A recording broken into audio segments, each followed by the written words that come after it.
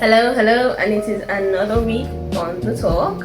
This week on the talk, I want to talk about something that, I had to learn quite early in life because it is something that's important to us as individuals as we navigate through this world, and it is something that inadvertently we have to do or we do unknowingly because it is what gives us that extra edge in whatever we want to do, and it is as simple as self-pressure.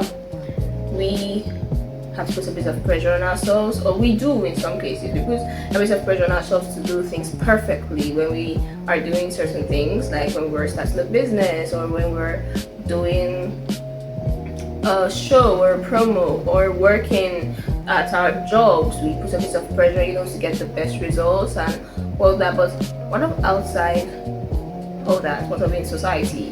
What of in our own lives? Not when we're doing it for somebody else. What of when it comes to us? How do we pressure ourselves to not procrastinate? And welcome to this week's talk on self-pressure. When I was in secondary school, which is referred to as high school, I didn't know about self-pressure. I just figured that you read, you work hard, and you pass. And that was how it is, or that is how it is. But what was the motivation for reading? I read to pass my exams, to be very honest. I read because I really want to fail my exams. So I had a certain level of self-pressure in that scenario. But when I truly understood the concept of self-pressure was when I was to write my WAEC examinations. I had a roommate then, Tehillah, she was not in my class though. She was in art, I was in science. And I remember one day I was talking to her before the exam, and she casually mentioned that if she doesn't get all A's, no, that wasn't it. She casually mentioned that if she gets a C in her WAEC results, she's going to be very sad and she's going to be very unhappy with herself. I never thought about the fact that I had to push myself to not get a C in my exam. And there's nothing wrong with getting a C. It is still a credit, it is still a pass.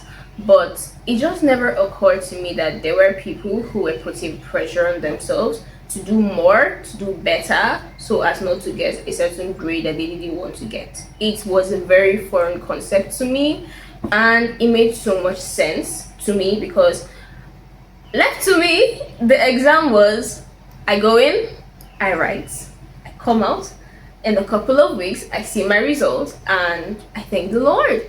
I didn't really think about the fact that I wanted certain grades. I didn't think that I could aim for just A's and B's. I just figured I would write, and then when the result comes out, I would have passed.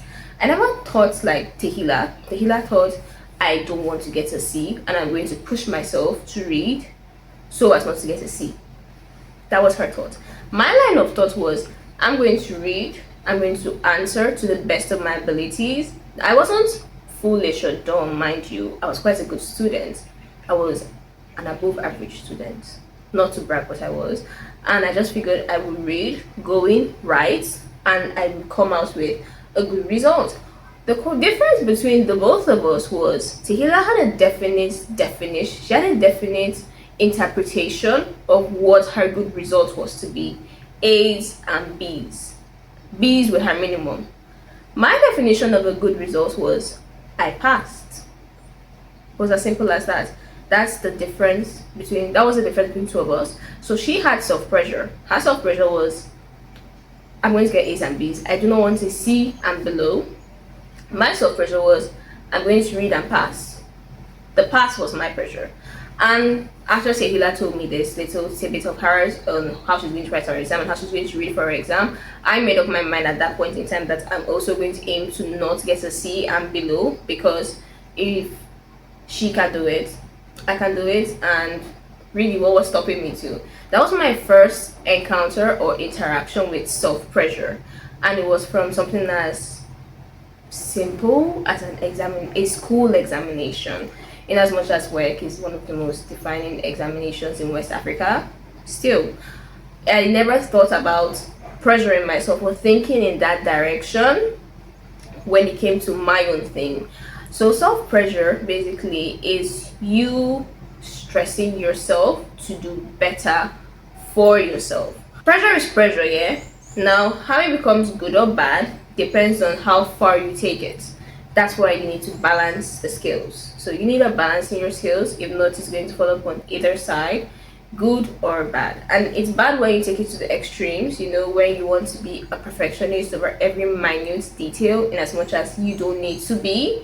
And then it's good when you are pressuring yourself to do your best, but you have to understand that even your best has limitations, where you need to put in help, where you need to put in prayers. So self-pressure means doing it for you and being comfortable to doing it to the best of your abilities. I want to highlight that the word here, best, means everything you can do. And it's easy to say that I can do everything. It's not easy to do everything. We need help, we need support systems, we need faith and belief and prayers, and your best has a limit. Everybody's best has a limit. That's why you need help. So when you say I'm going to do this to the best of my abilities, it means you're going to overturn every stone. You're going to ask for help when you need help. That is part of the best of your abilities, because if you don't ask for help when you need help, how are you doing your best? It's easy to say I can't lift this pillow. Okay, so I can lift this pillow by myself, and to the best of my abilities I can lift this pillow. But if I wanted to lift a boulder and I can't do it by myself, I'm not going to say, oh, the best of my abilities tell me that I can lift this boulder by myself. I'm going to call people, my friends, people I know that can help me lift the boulder. That is me using the best of my abilities, which are the people that I have around me, to do what I need to do, which is lift the boulder. So the best of your abilities doesn't mean that your power or your willpower or your physical energy is where you stop. No, when you ask for help from other people, when you tell other people about what you want to do, what you need to do, that is also the best of your abilities. You've seen people that they push themselves to the extreme. They're perfectionists. They're like, I gotta hit it, I gotta hit it, I gotta hit it, I gotta hit it. Nothing else matters. I can't talk to my family, I can't be in a relationship because I'm pushing myself to the very best I can be. There is a balance to life. There is a balance to everything. That saying, too much of everything isn't good. It is real and it exists for a reason. Too much of self-pressure isn't good. You're going to work yourself to an early death. Death. You're going to work yourself to an early death, because your body wasn't built for overwhelming stress. Cortisol exists. Excess adrenaline isn't a good thing, okay? You have to balance your self-pressure. I try to balance mine. Some days I'm very lazy. Some days I'm very push the barrel. Push it, work. Some days I'm like, slow down. The world isn't going anywhere. Time is moving, yes, but the world isn't going anywhere. There is still time. There is always time. So you have to learn how to balance self-pressure, because if you don't, you're going to burn out like fast. And when you do burn out, slow down, stop, breathe, take a very deep breath, breathe it out, and think. Slow down and think. Sometimes, I don't know about you, but for me, sometimes when I get very overwhelmed by things, I stop thinking straight. I start spreading my thoughts all around the place. It's not healthy, because I can't reason right. And when you can't think straight, you can't make the best decisions for you. So sometimes you have to stop and breathe and think again, because you not thinking right, you being overwhelmed in that situation, you being burnt out, it is not doing the best for you. You're just trying to push what you're not sure of, what you cannot back up, what you cannot defend, and it doesn't always end well. So self-pressure is a good thing if done right. It's a bad thing if done wrong. It helps, for me personally, I find that it helps very well when guarding against external forces of pressure, because if you are pushing yourself, if you have self-trust, self-confidence, self-trust is a very big one, because a lot of us, we don't trust ourselves. We trust in other people. The person you talk to the most every single day is yourself, and that's the truth. The person you talk to the most every single day is yourself. So if you do not trust yourself, Who are you trusting? Before you tell your friends or your family members anything, you must have thought in your head, oh, I'm going to tell this person, or I'm going to tell this person. You have spoken to yourself, you've talked to yourself. So the first person you talk to in every situation, every scenario, and every point in time in life is yourself. So you've got to have self-trust. You have to trust what you're telling yourself. You have to trust what you're saying. But I found that yourself, this world is you, then others. I'm not saying be selfish. I'm saying you, others. If you can't give yourself, then there's nothing you can give to others. If you can't do the best for yourself, you can't do the best for others. Or even if I don't necessarily believe that phrase, that if you can't do the best for yourself, you can't give the best for others, because there are scenarios that we do the best for others. I was a very big doer of that. We do the best for others and then we don't do the best for ourselves. It happens, it exists, it is a reality in some people's lives. But then you have to do the best for you. You do. That's my major take point from today. You have to do the best for you, because you exist. You are here for a reason. You're here for a time. You're here for a season. That rhymes. It does. Because you're worth doing something for.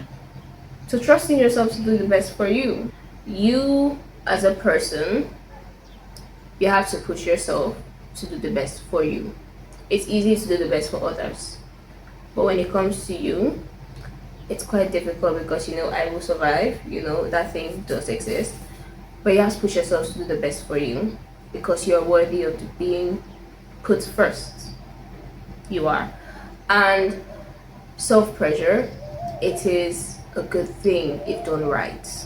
I want you to remember my very first story I said at this talk, the story about the exam, and how we both had a very good ideology of what passing meant to us. They were both very good ideas of what passing meant to us. But my friend Tehillah, she had more self-pressure, and she made me understand that self-pressure isn't a bad thing if you want to do the very best for yourself.